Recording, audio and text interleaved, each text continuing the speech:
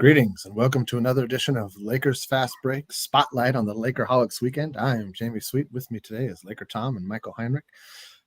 We are here to talk about the new look Los Angeles Lakers. If you're living under a rock, then perhaps you're just hearing that we've traded Anthony Davis. I don't know how you wouldn't have heard about this if you're tuned into sport in any way, shape, or form. But if we're breaking the news to you, surprise! Luka Doncic is a Laker.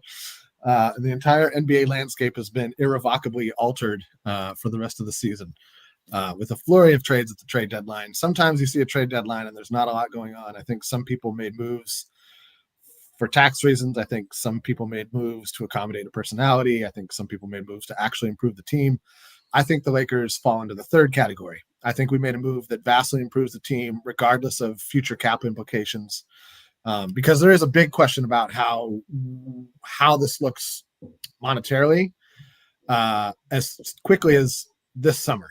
And I do want to talk a little bit about the financial implications of fielding a roster with two. AD was on a pretty team-friendly deal when you think about it. He's going to make a lot less than Luka's going to make. So, and we'll talk about Mark Williams as well. And I also want to talk about how Luka affects how, the emergence of Reeves, and how guys like Dorian Finney-Smith, Vando, and Vincent kind of play into the rotation now in terms of like a playoff rotation, because I think we are going to see ourselves move up in the standings a little bit. But let's start with the trade. I mean, we talked about it last Sunday. We were all kind of amazed. I think I'm over my shock. I think I'm over my shock now. I was in shock for at least 3 or 4 days, maybe 5. Where I just was having a hard time wrapping my head that this was true. And then when I started seeing him on the bench, seeing those videos of him at practice draining 3-pointers with LeBron and Reeves, I was just sort of, it's happening. And I remember feeling the same way when we got Pau Gasol. I remember just kind of being like, no way. Like, this is monumental. This is a franchise-altering move for the incredibly positive. If you're not a fan of Luka Doncic, I get it, right? Like, the guy likes to complain to the refs. So does LeBron. So does basically the entire NBA, the entire fraternity that is the NBA, unless you're maybe one of those guys that, I was fouled. There's like a 2% pool of guys who aren't complaining every time down the floor. Like, let's just be honest about that. So I mean, I complained at the refs, right? I complain at the refs. We all, and Can you imagine playing pickup basketball with Luka or LeBron?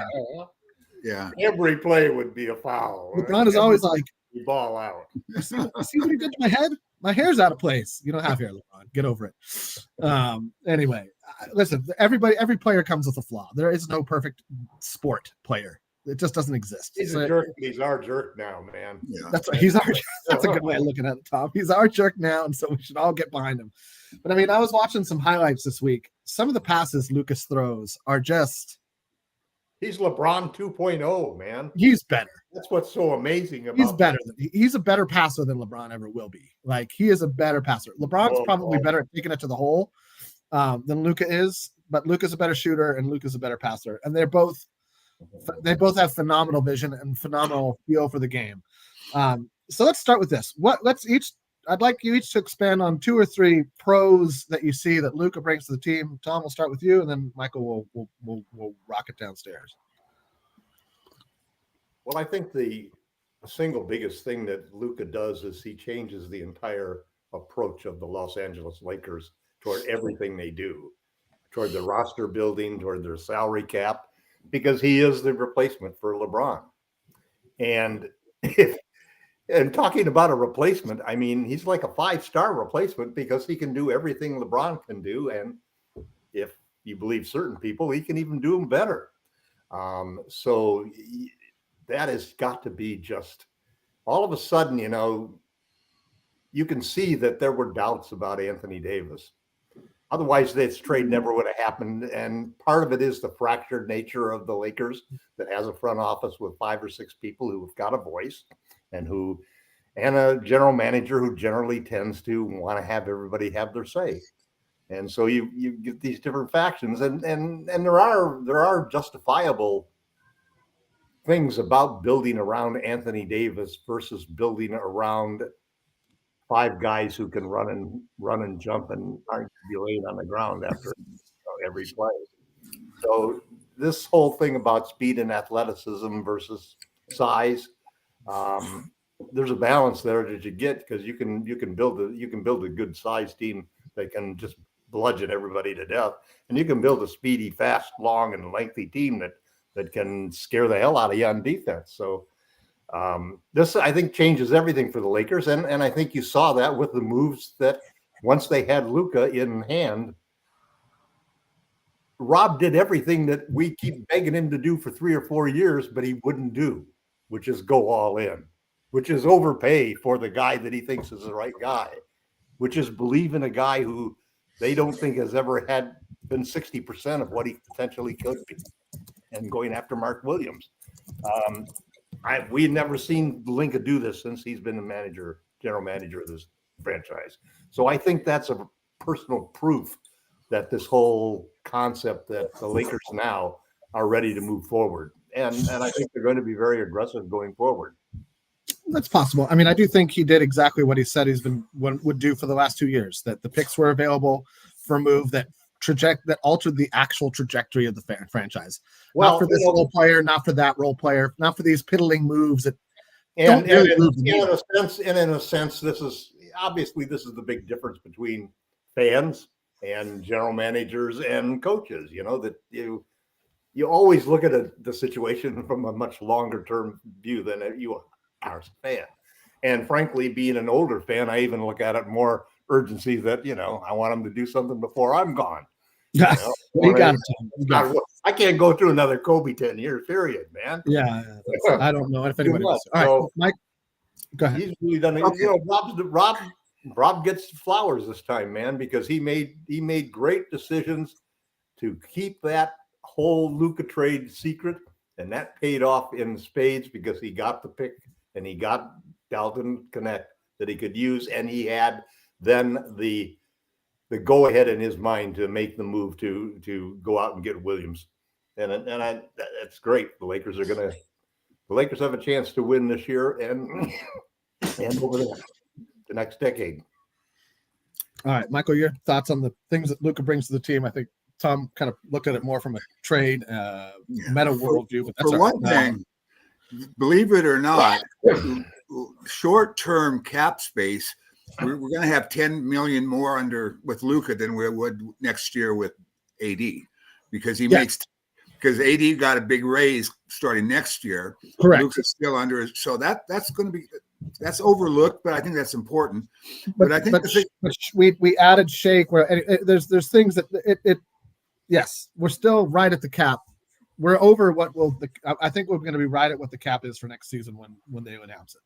Yeah, but anyway, what I think he brings, first of all, I think it's going to open up offense for a lot of the other guys, because our offense was geared to go through AD.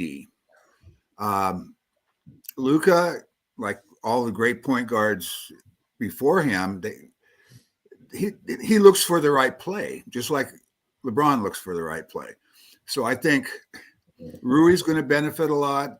Austin, even though he's going to be in the shooting guard position, is going to get a lot more open look. Everybody's going to get more open looks. So I think that's probably the biggest thing I can see. What he's going to bring to the Lakers is just more opportunities for the other guys. We lost some stuff from AD that can't be replaced, but Luka's going to replace the scoring. I'm sure he's not going to. I'm sure he'll score at least what AD was scoring. Mark Williams is going to bring the rebounding. I mean, he was averaging 12. Once he got back from injury, he was averaging 12 boards a game last month. So I like I said, I think it's just going to, guys are going to have more shots than, open shots than they've had before, because we're not running the offense through AD anymore.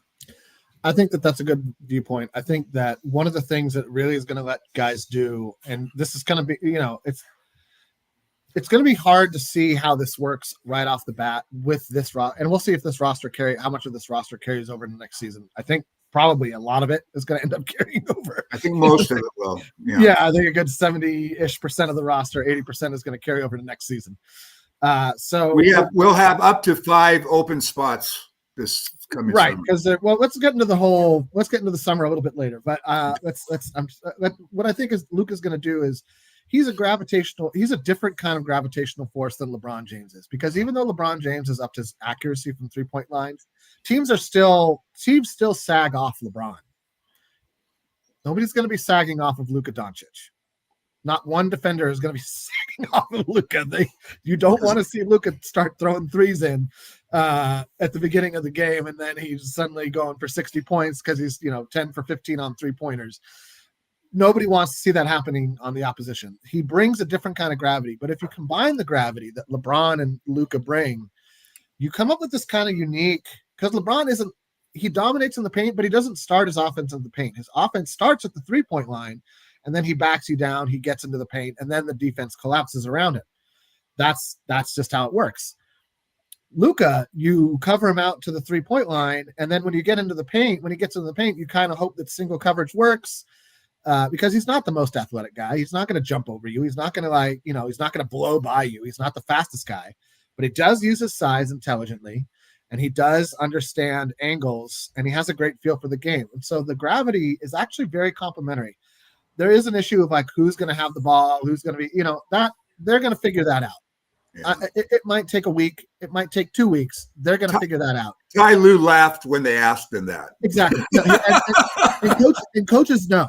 Coaches know. Great helps great. And to the question of Anthony Davis, I think that the issue was never that is Anthony Davis a good player? Anthony Davis is a top 5 player. He's a top 5 two-way player in the league. He's a top 20 NBA player overall. There's just no doubt about that. The question has always been, can you build a team with Anthony Davis as your number one option on both ends of the floor? And I think the answer to that has been proved to be no, because he doesn't have that. He doesn't have the ability to control the defense when he has the ball. And Luka and LeBron have the ability to control the defense, to force the defense to react to their presence in a way that AD just will never.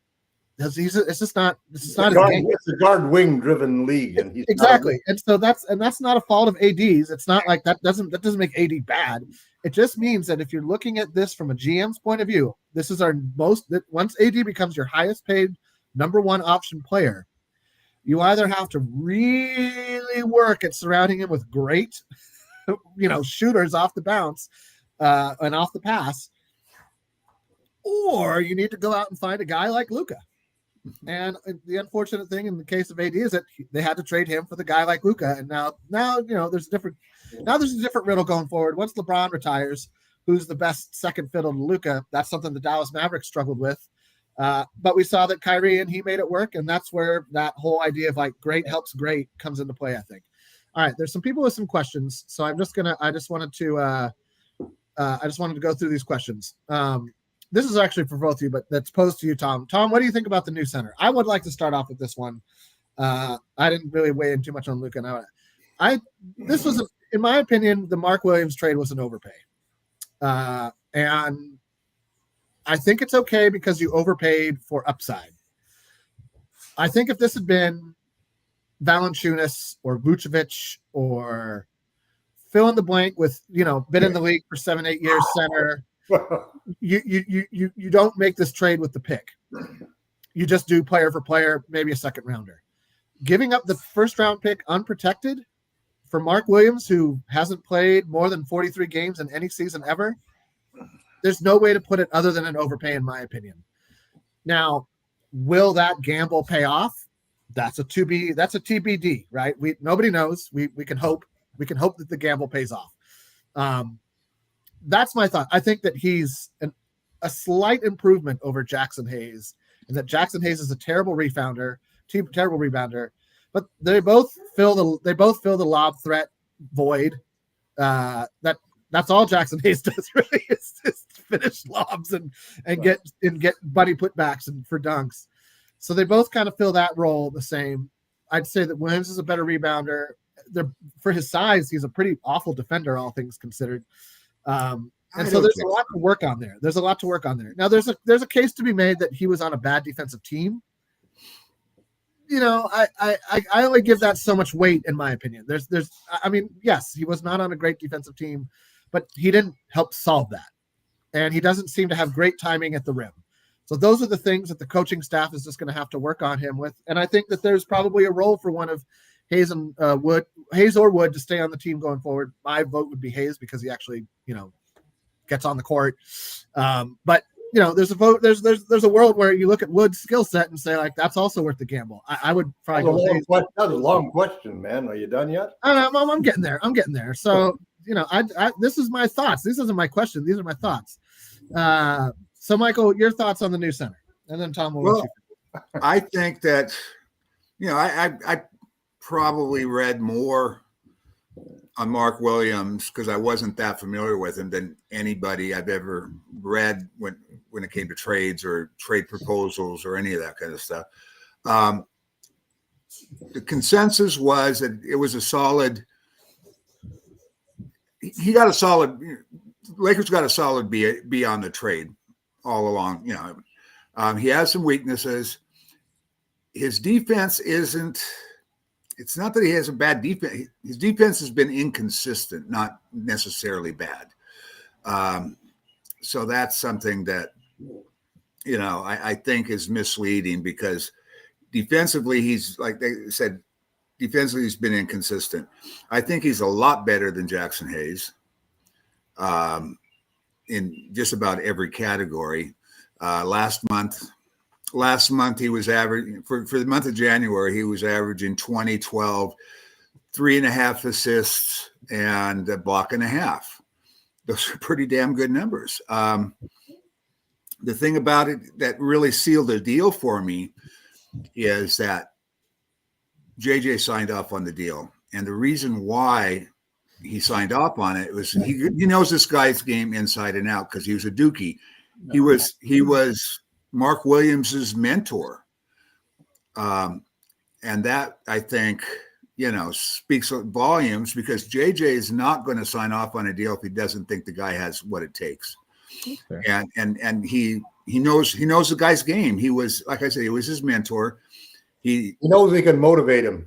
That's not only that, but he knows his game. The biggest question mark for me isn't his talent upside or I think if he can stay healthy, I think he's going to be a quality center for years to come. But that is the only sticking point. Can he stay healthy? So far, no. He hasn't done a good job of staying on the court. But they were also, the Lakers, I'm sure took that into consideration and did their homework. Bio reports they did. Yeah, he's never been cut, so it's not that there's certain types of injuries that you worry more about. Somebody. Yeah. So all in all, I think like I said, it was I agree with the analysts that I was reading. It was a solid B move for the Lakers. Overpayment, I might have seen if I could get away with a top five protected. Some kind of some kind maybe. of. How about top four? Yeah, some kind of protection, because it's a long ways away, so you never know what the team's going to look like in 2031. But and a pick swap, a first round pick swap, an outright first round pick, and a second round. It's a lot to give up for a guy who's not been able to play 43 games in a season. Yeah, but here's the other deal. Here's the flip side to that. If LeBron steps down after next season, which I think probably will, we're going to have a lot of cap space available. So we'll see. We'll see. Yeah, if we win a championship this year or next year, he'll be back the following year. Yeah, he's not leaving while we're making the playoffs, I don't think. All right, well, Tom, your thoughts on Mark Williams? I give it the trade an A. And I give it a B+. The single biggest reason that I give it an A is that we didn't give up a rotation player. Yes, we did. No, we didn't. Dalton Connect wasn't in the rotation? not a long-term rotation player in my mind because he can't play defense. I've been pushing for the Dalkin Connect trade for Walker Kessler for a month now, simply because it leaves everybody intact. You get to keep everybody. I've been watching. Ben, you want to trade Vando right now? You want to trade Gabe right now? You want to trade? I mean, these guys have been playing great. Yeah. These 4 games that they've played since AD went down, they're the number 1 offense, number 1 defense, and number 1 net rating in the league. Yeah, it's amazing, and it's the defense. Every guy on the court is connected. Every guy on the court is connected on defense. Defense is just fabulous, and they're shooting lights out, man. Yeah. They're shooting now exactly what they're going to do. You add Luka to this formula. We have the formula now. They proved in the last 4 games, they proved they didn't need AD. In fact, they proved, this is really crazy, they proved they could play better defense and better offense without him. I think we're cherry. That's a small sample size. Yeah, I mean, this is a very cherry-picked opinion here. But you saw the same. Listen, your eyes did not tell you something different than what the stats showed. The only thing that I'd have to say about that, Tom, though, is that teams scout with AD. Now they don't have AD. They don't know what you're going to look like. Yeah, but they knew AD was after those games. Everybody knew AD wasn't going to be there. But you don't have enough. You don't have Lou and the Clippers. You don't have enough. You don't have enough data to know what they're going to do. I think. Hey, listen, there was something we saw in these last 4 games. We saw something, man. Oh, I'm not disagreeing. I'm just saying that with a full time to scout, it would not have been quite as good as it looked because teams adjust. We got lights out. There's a lot of factors in there. Vando was fabulous on defense, but the team was so connected offensively and defensively. We averaged 29 assists. Listen, let's just be real here for a second. We play. You know what happened? All of this hoopla, the trade and everything else. Everybody sort of just wiped out the story of how great the Lakers played the last 4 games. I'm not trying to wipe that out, but I'm also I'm just gonna put a little dose of reality in this, and I'm not trying to say that you're wrong because the numbers are the numbers, right? And the teams are the teams, and anybody can beat anybody in the NBA. But from the day that AD went down against the 76ers in the game that we lost, the Lakers have beaten the Wizards. All right. And that's where, to be honest, that's where the giant point differential comes from, because that was 134-96. It's a 38-point victory. Right. That's going to do wonders for your point differential. It's going to do wonders for your defensive and offensive ratings. We then beat the Knicks in a game that they were terrible at home. We were 10.8 favorite underdogs. Yep. That was the best win of them all. And then we beat the Clippers by 25 points. We were a 12-point underdog to the Clippers. Yeah, and so those are 2 legit wins. We've had the Lakers number. We've had the Warriors number for 3 years now. It reminded me of the pre-COVID wins over the Bucks and the Clippers. Yes, it did as well. Yeah, because you're right. There is, and I will not disagree that there is a definite vibe on defense that was missing for the first 2.5, 3 months of the season. When the Warriors, we've had the Warriors number. Anthony Davis on the court, man. I mean, we've had the Warriors number for 3 years now. Beating the Warriors is almost you might as well pencil it in for whatever reason. Well, Steph was pretty amazing in the second half there. But awful in the first. All right. So, but I mean, all in all, I don't think you'll find a Laker fan that'll disagree that picking up Mark Williams was smart. Because with the type of players we have now and the way that as we're saying, all these guys are playing defense, there's not as big of a role for a guy who just shoots. And I will even go so far as to say that if Connect had been playing like he did in November, shooting like he did in November, I'm not sure this deal gets done. If he was hitting 40+% from 3 on 8 to 10 threes a game like he was doing in November, I don't know that this deal gets done. He had fallen off considerably since that first month. It was a precipitous drop. Well, and his defense had not dramatic. And nothing else had upticked. And so you kind of have to look at that and be like, okay, this guy's maybe a little more of a project than we thought. If we're going to have a project player, it might as well be a big with upside because we need a big with upside. And so they went out and got the big. Well, the swap of a project player, basically. I see Connect as a microwave scorer off the bench, where Williams is a starting center. Yeah. I don't know. I think in the right situation and let's remember, Connect has played not even half of a season yet, or just over half of a season. The jury is far more out in Connect than it is on Mark Williams. Mark Williams has not been able to play a whole season. Connect is on the verge of playing for a whole season. So there's a lot that I think people are glossing over when it comes to Mark Williams. And I wouldn't be as stingy about it if we had protections on the first round pick in 2031. Agreed, it's far out. I think that I'm not going to. I think we overpaid. I'm not going to. There's nobody's. I'm glad we overpaid because we had to do something, man. I agree. Well, I think it was. We'll see. We'll see if he plays. The big thing is this guy is not a quick. He's not one of these quick trigger athletes. He's a slow jumper. He's not a guy who's quick off his feet. I know, but he is big, man. I know, and he's one inch from being able to touch the rim standing flat. A fun fact: he has a standing reach of 9 feet 9 inches. I know. Wimby's is 9 feet 7 inches. Yes, I know. He has a bigger standing reach than Wimby does. But Michael and Tom, I'm going to tell you, ever since THT, I don't give a shit about long arms. I don't care. I don't care. He actually has. Show me what you can do with those long arms, bro. Show me what you can do. Well, here's the deal, though.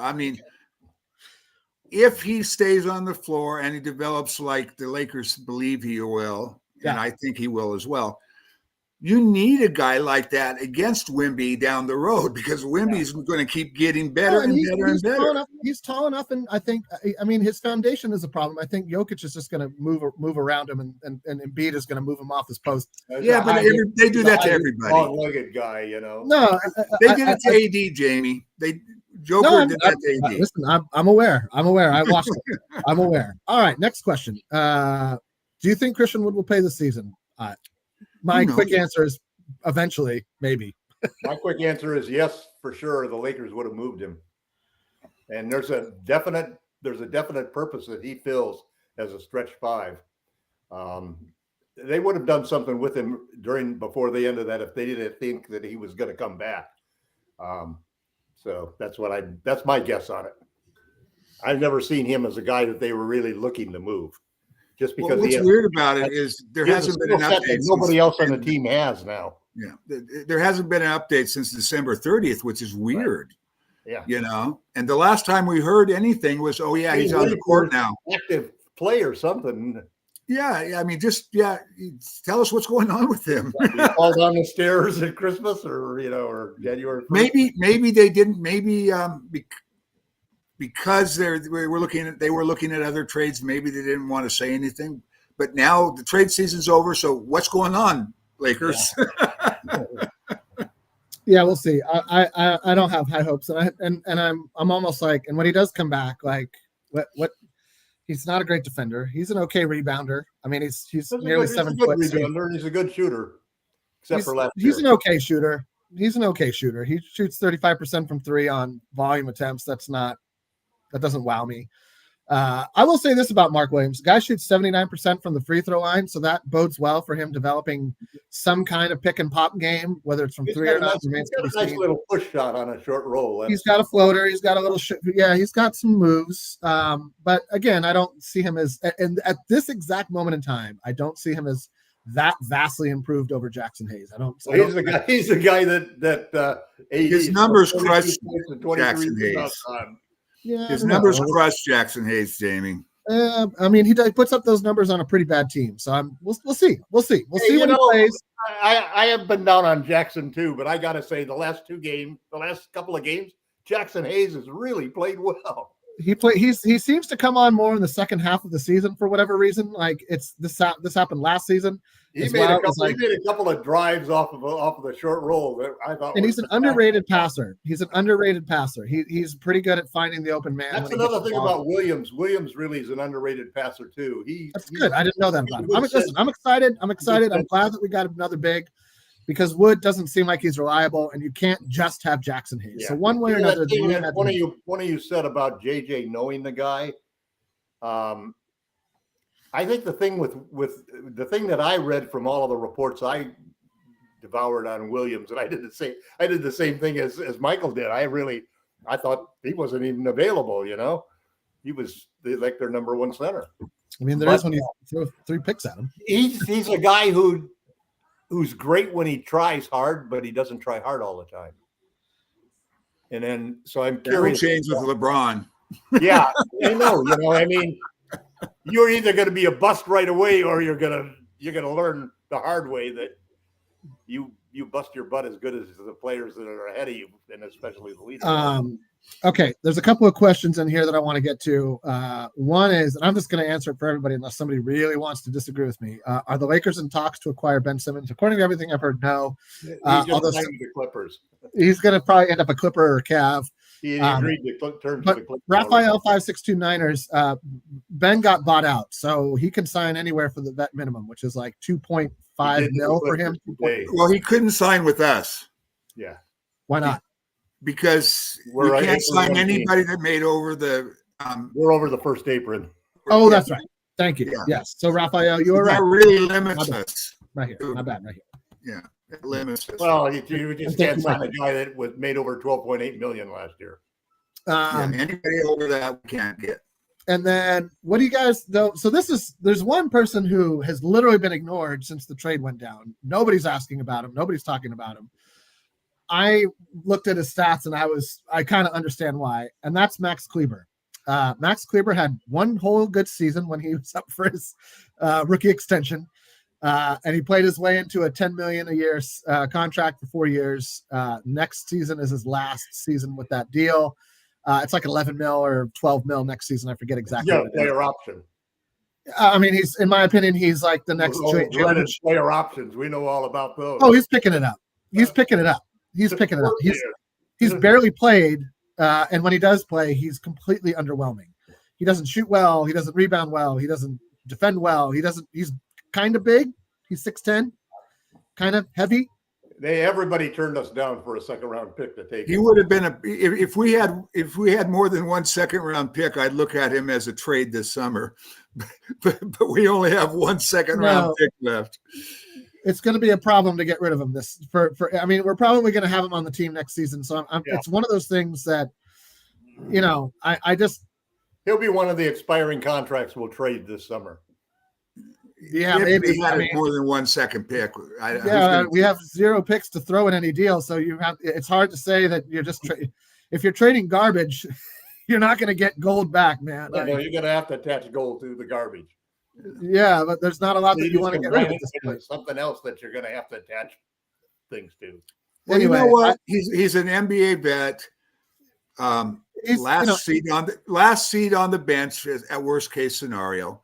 He's a big body. He's got 6 fouls. You got to turn him into an enforcer. That's how I think of him. Like you got to turn him into a guy who goes. How many something more than size to be an enforcer? Sweep the leg, Sensei. Sweep it.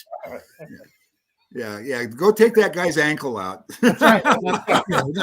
Just knock him down. Make him feel your big European body. Yeah, right. I mean, there's a lot of people. There's going to be a lot of guys on the bench. That's why you don't want to play with Jamie. Nobody wants Ben Simmons on the team except maybe Laker Tom. I would love to have Ben on the team. I don't know why. Defense. He's a guy who can guard 1 to 5. How many players he can guard 1 to 5? Anyway, YYC is kind of a later next. $40 million. JYN, what's Jaime being $3 million a year? What a deal! Huh? What was that, Tom? You don't want him when he makes $40 million a year, but if he makes $3 million a year, man, he's an all-pro defender. Yeah, we'll see. I don't think his back is right, and I don't think he's got the same. It's a big deal for the Clippers to get him. I mean, they deliberately made that whole trade and move specifically for Ben. I think so too. You mean the Bones Highland move? Yeah, I agree. Or the PJ Tucker move. Take your pick. They got rid of a lot of detritus this summer or this trade deadline. That's one nice thing that we're going to do this summer is that we really cleaned up a whole lot of stuff right now. We got like 4 or 5 guys that'll just disappear. off of the roster next year. And three guys disappear off the roster. Nice handful of tradable expiring contracts. Yeah, and, we'll see. Yeah, Shake is not guaranteed, so he could be gone too. A new contract. Yeah, Shake's. I don't know how much of his contract isn't guaranteed, but I don't. None of it is. He's not guaranteed for next year. And then he's gone. So that's well. I mean, I say that, but we also have a lack of guards. So yeah, we'll see how he looks the rest of the year. Yeah, exactly. But that's a nice option to know. He's been a serviceable bench guy in his career, so if he can rediscover that, he might be around next year. But his next 2 seasons his next 2 years are not guaranteed. Who are you talking about, Michael? Shake. No. So that's good to know. That if we wanted to walk, Shake is really shaky. That first pass he makes when he comes into a game, it's like, oh God, come on, man. Oh. Anyway, I will say, and again, we've said this last week, but thank you, Max Christie. Thank you, Anthony Davis, for your services, Lakers. There's some Max Christie love going on in the chat.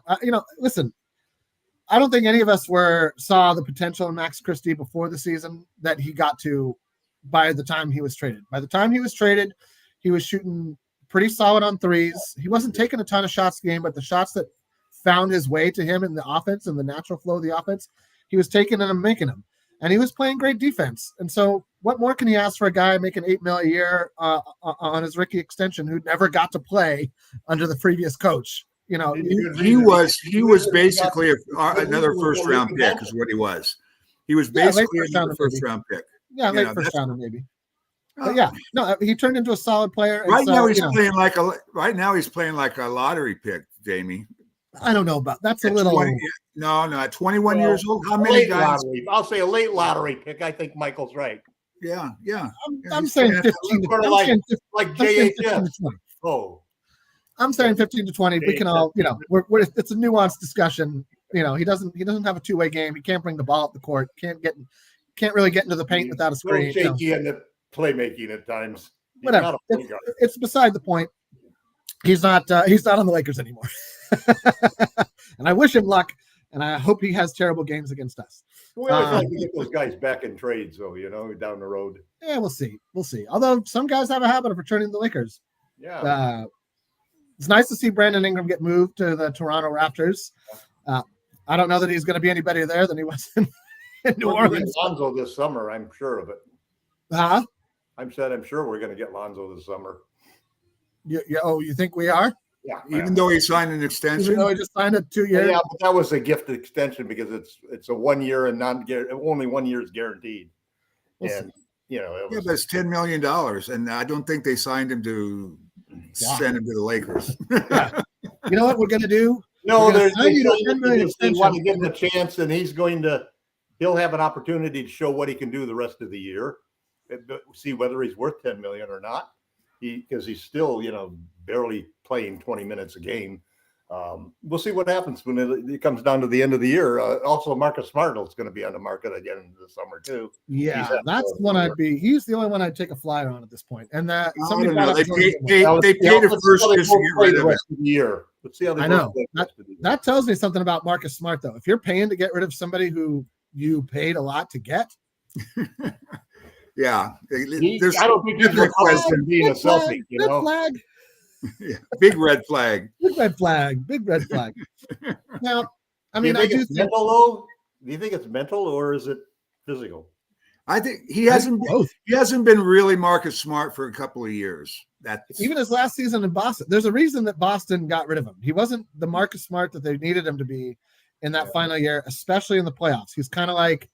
He's a weak playoff performer. He does not rise to the task in the playoffs. He's a great regular season defender.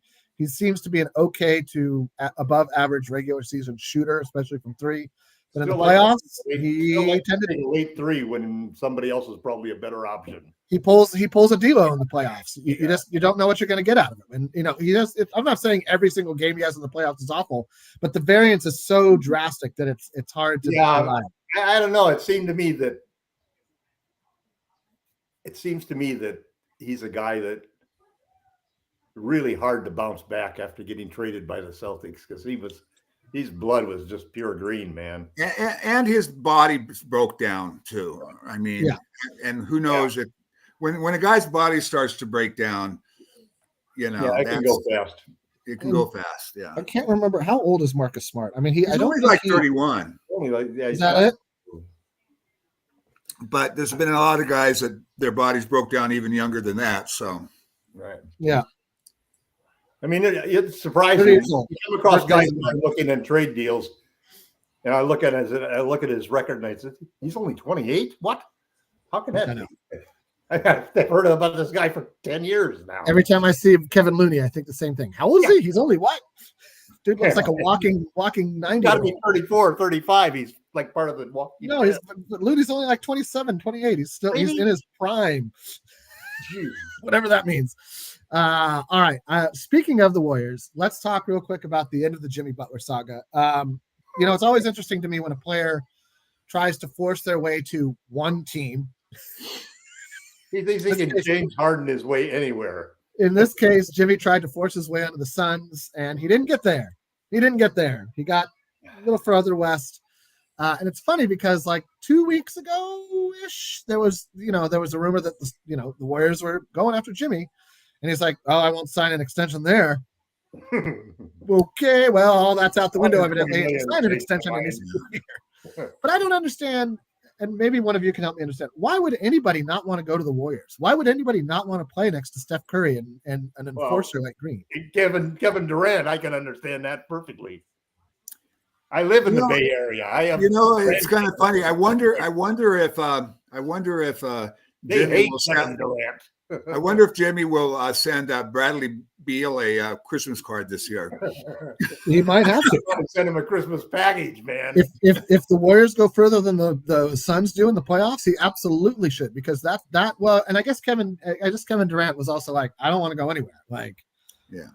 Kevin said he would have went to Miami, I think, is what the place he said he would have went to. All right. I mean, I don't know why that deal didn't get done. It seemed that to me would have made more sense for the Heat. KD is obviously your win now player that goes great with Bam Adebayo. That's a very long front court right there, power forward center. And then you got plenty of guys around. I think it may not have been on the Heat side. I think it might have been the Suns saying no. Well, no, we're not going to. The Suns weren't willing to trade KD at that point in time. They weren't willing to trade him for Beal. They only were willing to trade him after they wanted to trade Beal. Beal Beal was the guy. They should have never made traded a huge for Beal. mistake by trading that 2031 pick for those 3 useless protected picks. See, I think YYC says probably because Draymond is there. I think Draymond's the kind of guy you hate playing against, but when he's on your team, you love him because he's got your back. He's our kind of jerk. He's exactly, that's right. And he's going to get you the ball if you're open. And everybody loves that. Everybody loves to feel that you're going to get the ball when you're open. I loved how LeBron was begging. Oh, yeah, when he was doing this whole. That was just great. Then he got a technical. It was so sweet. I mean, I also want to look at the rule. Does anybody know what the rule is for the 8-second violation? Because it looked to me like he had gotten the pass off. They would have called it early. It looked safe to me. Is it if you have possession, or is it when the ball crosses midcourt? Because 15 seconds. So you don't call it at 15 seconds. You do call it at 15 seconds. No, you don't. Yes, you do. You don't. You should call it at 16, but they let the decimal points go all the way to 15.00001. So when the clock hits 15, it is a violation. Not 16. Everybody thinks it should be 16, but it's not. That's a little bit of an anticipation that I don't think is fair. I'd like to see. That's just how math works, Tom. I don't know what else to tell you. It was when you read the rules, they don't say anything about digital clocks and shit like that. It was such a close call. It was not worth a technical on their part. Agreed. I mean, it was stupid. And they were already down. I mean, I listen to the Warriors broadcast because I have to. Well, I mean, you don't have to. You have free will still in this country for a little while longer. Short while. But you still have free will today. Let's look at the rule. Now I'm curious. While I'm looking at this rule, Lakers fan 24 says Austin Reeves is going to score 40 today. Real quick note, Luka's not playing today. They're targeting Monday. I don't think Mark Williams is even available. I'm not sure about that, though. I don't know what his injury status is. No, he's available physically, but they're going to – he needs he needs to know. He needs to go through a practice. Is what he needs to go through. So he knows where to stand on the court when they start a play. Yeah. So yeah, he's physically available, but they're Okay. targeting him for Monday as well. So here's the 8-second rule, and I just want to say this one time, and then we'll move on. The 8-second rule in basketball, it requires a team to move the ball across half court within 8 seconds of gaining possession in the backcourt. So the Lakers were in violation because the ball was still in the backcourt when the clock hit 15, and Golden State was right. Well, I don't think the game hinged on that call. I think the game hinged on their terrible first half performance. Where does it say 15 seconds in that rule? In the NBA rule book, Tom. Yeah. I literally just looked it up on my phone. read that to me again. I didn't see told it to you. I'm sorry that reality bothers they have me. to get it across in 8 seconds.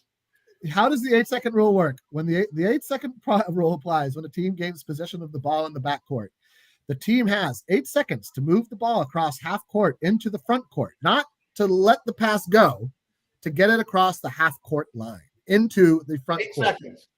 And that is within 15 seconds because it's and not 16 because when you hit 16, wait, that doesn't say you're saying that. That doesn't say anything. 15 seconds is not in that language.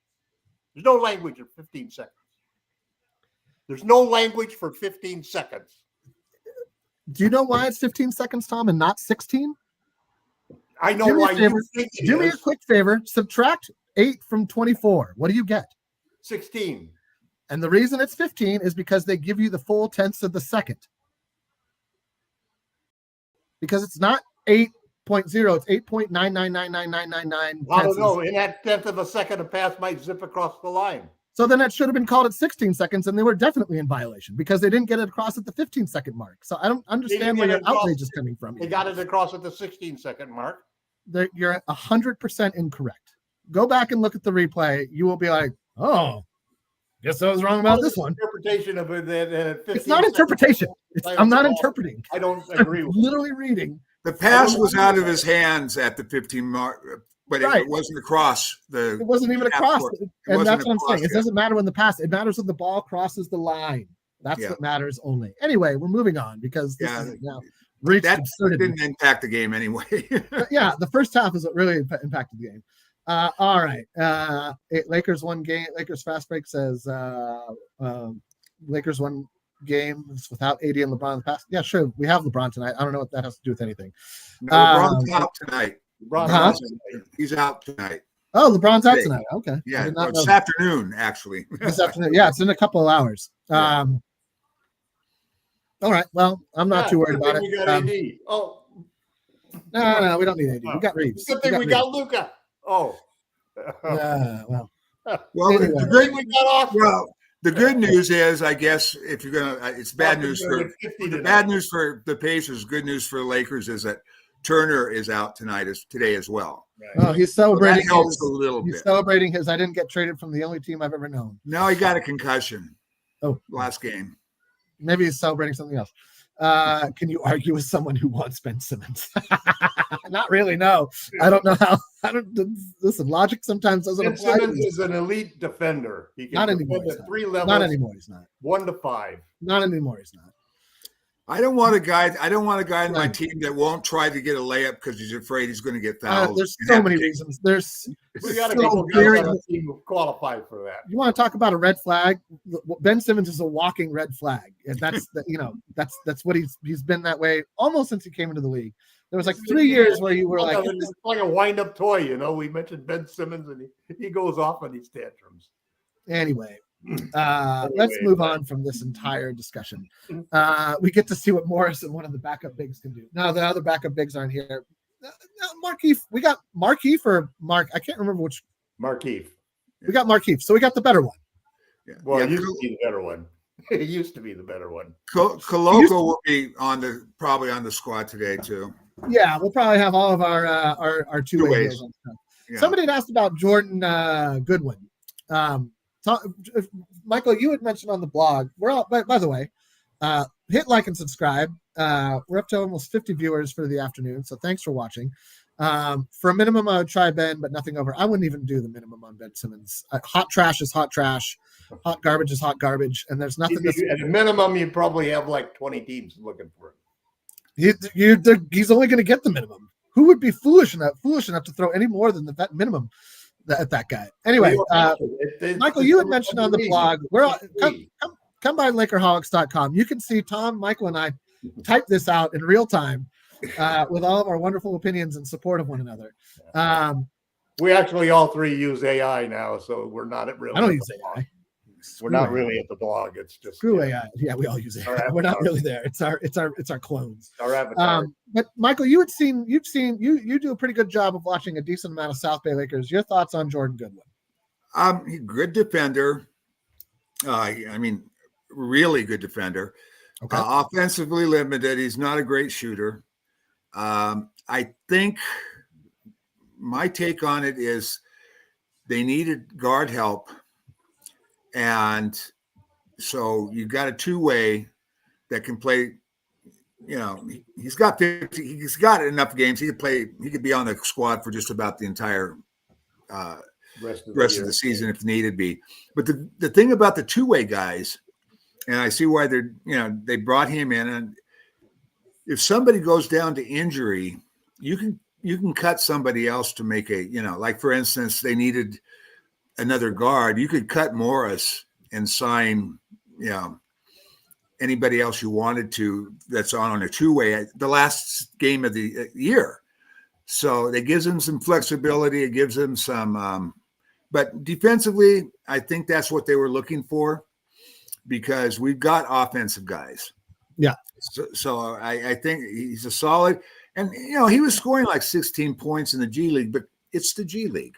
Yeah, it's the G League. And it's like saying he hits 300 at AAA. Yeah, so he's going to hit like 20. So it's like I think that I think it's because we already had two bigs, two ways. I think that was I think he's a break glass guy. Okay, that's good to hear.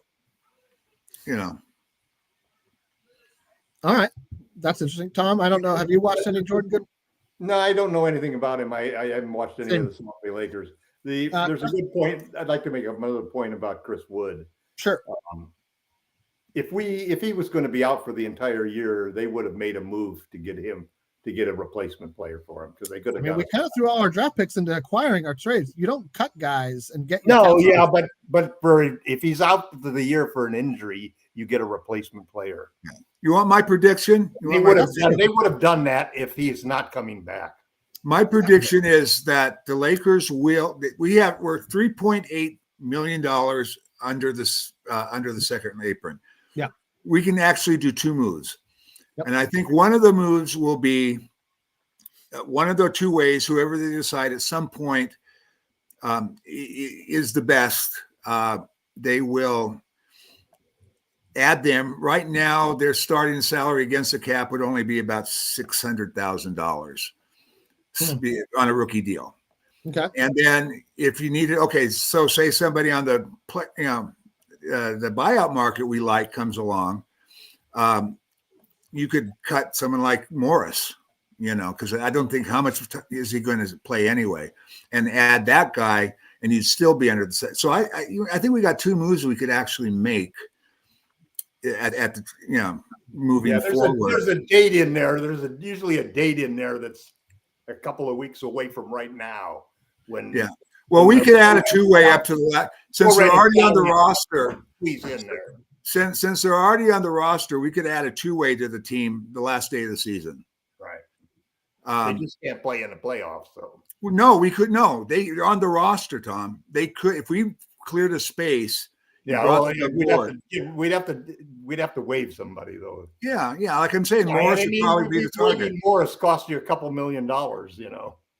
He's already against the cap. We got $3.8 million to work with. Right. So I know, but then you got to use some of that 3.8 for whoever's coming in. I'm not sure that Wood falls into the replacement players rule. He would have fallen under the disabled player exception rule. Problem being, you had to put that into paperwork and submit it to the NBA by January 15th. That deadline is passed. Right. Yeah, so I think that I'm not. I can't find something. They must expect him back they would have done something. You would imagine that if they weren't sure by January 15th, they were betting on that he would be back. But so Ty, if you cut Wood, you're still paying him. You do open up the roster spot, but you don't get his salary back. You have to trade him into somebody else's salary cap space. That can no longer happen. And you only got $3.5 million to fill out. You only got So well, no. If you were to trade Wood if you were to pay the Detroit Pistons to take his contract on for nothing. Well, the guy we wanted to take a contract on for nothing really was Maxey, because he's got $11 million, and that would have dropped us below the apron of first apron. No, wait, Maxey? No. Yeah. Well, they wouldn't have done that. They wouldn't have done that because he's got a year left next year. He's got a year left, and they can include he's actually. Well, they would have done it for a first-round draft pick, but we were BTS. They already have a roster spot open for a vet minimum guy. I don't know what you're talking about, but keep blathering. I don't know what you're blathering about, guy. We're not talking about that. We're talking about why they didn't cut Wood or move Wood, or how you could add roster space. So we have one roster spot open. The two-way guys don't impact that. We traded 2 for 1 with Mark Williams in the Mark Williams trade. That's why we have a roster spot open now. If you don't know that, then hey, there you go. My personal favorite is going to be available potentially in 10 days. Lonnie Walker IV, or before 10 days.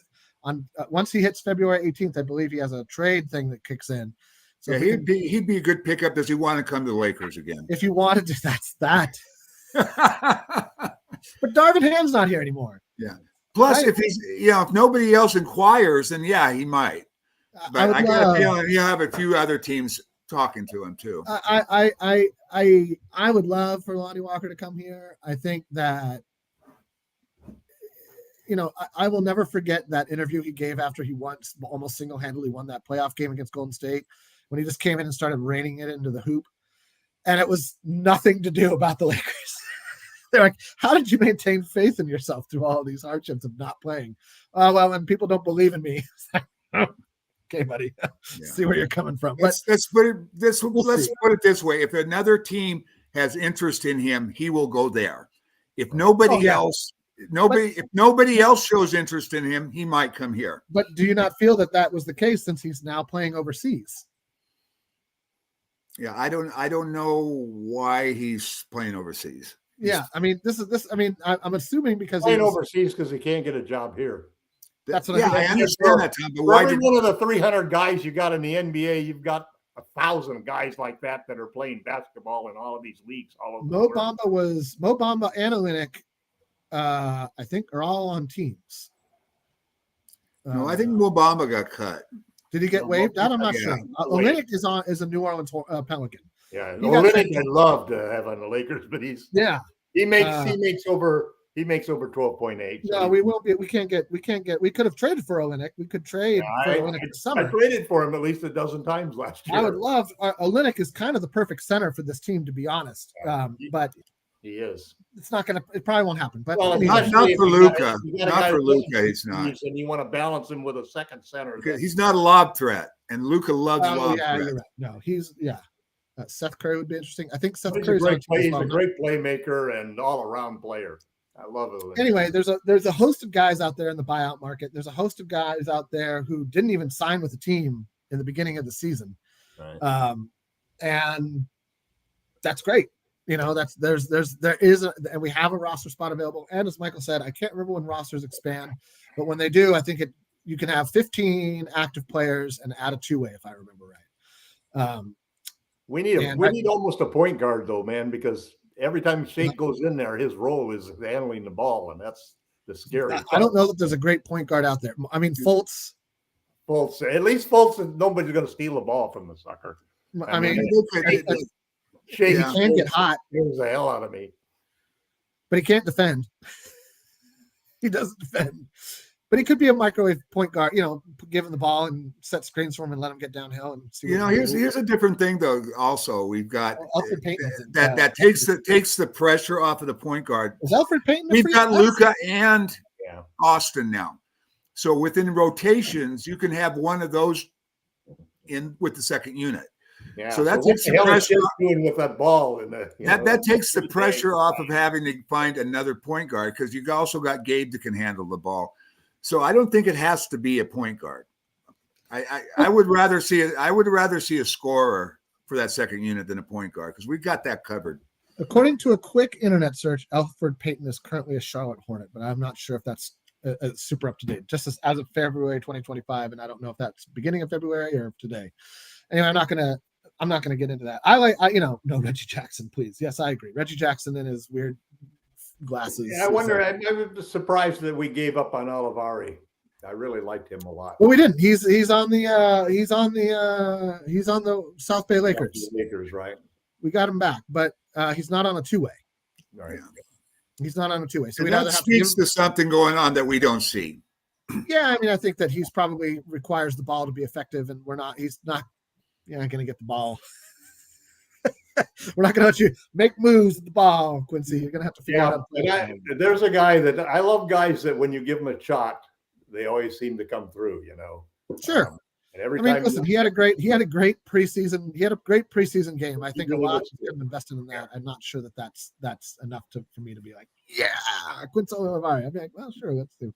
Point is, we're talking about the last guy. Once you get in the G League, those things, the numbers get so inflated because it's just really an up and down game. It's not. Aren't so many fast breaks in it that it's just and leak outs, and this guy never got back on defense, and he's still into the basket, so they just throw it back to the guy into the basket, and everybody's like, all right, well, maybe try running back on defense too next time. I don't know. It's a concept. Yeah, the thing about the NBA is that with young players, the last thing they pick up is NBA defense. So now when you have an entire league of young guys, you're not seeing much defense. It's like AAU versus college. Yeah. All right. Well, it's coming up on nooner. The game's in an hour. Thoughts for the game today, and we'll wrap it up, people. Man, I hope we can come out and play the same way we played the last 4 games. JJ has these guys on a string, offensively and defensively. It's like one unit thinking and playing together. So if we can come out and that's hard, because we know that a lot of that is LeBron picking up everything, especially his defense in the last 4 games. So just we don't have his overall activity is ratcheted up. Oh, I know. If we don't have him, that'll be a challenge. So we need a big game from Reeves. We really need him to come through. We need scoring. We need good shooting from everybody. Rui and Reeves need to have big games. Well, we not only in the last 4 games, we were number 1 in 3-point shooting and number 1 in field goal shooting. Yeah, and we need that again. We need that again. Yeah, the last game, Austin couldn't make a shot. Rui wasn't. Well, Rui didn't get that many shots. He didn't get a great hot tonight. So they both have to. Rui has to score 20 plus. Right. Finney Smith has to score 16 to 18. Vando has to score 10. The score. Defensively, I'm not as concerned defensively because we've got you're gonna plug in Finney Smith in there in the starting lineup. Yep. He's defensively he'll be as good as LeBron. So it's going to be the offense that's going to have to pick it up. Thanks for this. I did not know this. Thanks, Raphael. It's Rui going off today. It's his birthday. Yep. Happy birthday, Rui. Let's hope. Rui's got a lot of 20-point games in a row, man. So he does. He does. He's been on a nice roll. I think. That's the one thing that I loved about this team at the end of the year, because when we came down to the end, Dalton Connect was the only guy I was willing to trade. That says when you think about who's saying that, that says a lot about the rest of the players on this team, because I've come along to really believing that Vando can have the kind of impact, that Gabe can play like he did with the Heat, and all of those players. I'm not willing to trade Rui at that. Since Vando came back, we haven't lost. Let's keep it going today, everybody. Let's keep it going today. I'm not saying it's all due to Jared Vanderbilt. He's actually in a minutes restriction. I think he just played over 20 minutes for the first time in the last game. 14 rebounds and 20 rebounds. And some of those rebounds were one-handed monsters. No, he was up. He's and you can see he's starting to get a little lift back. In the first couple of games, he wasn't even jump over the rim. It seemed like, And he's not polite. He gets really chippy with guys. Everything about Vando I love. Everything about Vando I love. He gets in people's faces. Oh, he doesn't care. He's like a nicer version of Draymond Green. He's like not going to. Everybody stay healthy today, man. No injuries. Everybody stay healthy. Let's have some great defense. Let's make some shots. I'm not gonna spoil the vibe with what I really think is gonna happen. Let's just hope for a win, and we'll go from there. AD is warming up right now. Yeah, I know, Raphael. Tell that to Gerald, and Joe, and all the guys who are like, I don't know about this Vanderbilt guy. You're preaching to the choir when it comes to Vando, man. You're preaching to the choir. AD's warming up. He's shooting baskets. He's playing today. On again, Anthony Davis. There is a sadness to that, though. Oh, there is a sadness to that. Definitely. Like the difference that when the Lakers got There's another universe where AD is still playing and we made a trade for a center.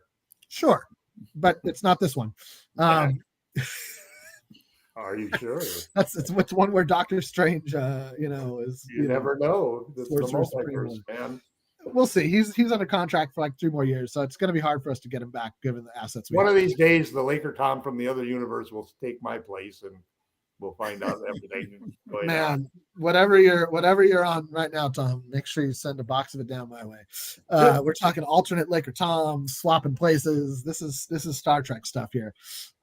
Anyway, Vando is a newborn Rodman. I don't know if I would go that far. Bill Walton had a healthy career somewhere. Yeah. If you're really just alternate realitying it up right now. Anyway, let's go Lakers. I'd like to thank Michael H. and Laker Tom for joining me this morning into the afternoon. Wherever you are, stay safe. And let's have a great game tonight, guys, or today. That's an hour. And have a great afternoon. Hour from now. Yeah, not even morning here. 50. I know. It's still morning. 5 in a row. Go watch some whales, Michael. Go watch some whales. That's what I'm going to say. Kayak with some dolphins. Yeah, I got to get down there. I haven't seen too many yet this year, so I got to get down there again. Get out there and light up some Wowie and enjoy the game. But it's been so cold here. I mean, I woke up on Monday. It was 58 in the morning when I got up, and there's snow on the mountains. So. My name's Jamie Sweet. I'm going to end this now and move on with the rest of my day. What is there, like 0.2 inches of snow on the mountains? Is there a light dusting of snow? No, it's probably blizzards up there. It's 13,600 feet. Climate change, baby. No. I mean, it's always it's high. It's tall. That's both then. Both. Anyway, thank you everybody for a great discussion. Go Lakers. Aloha.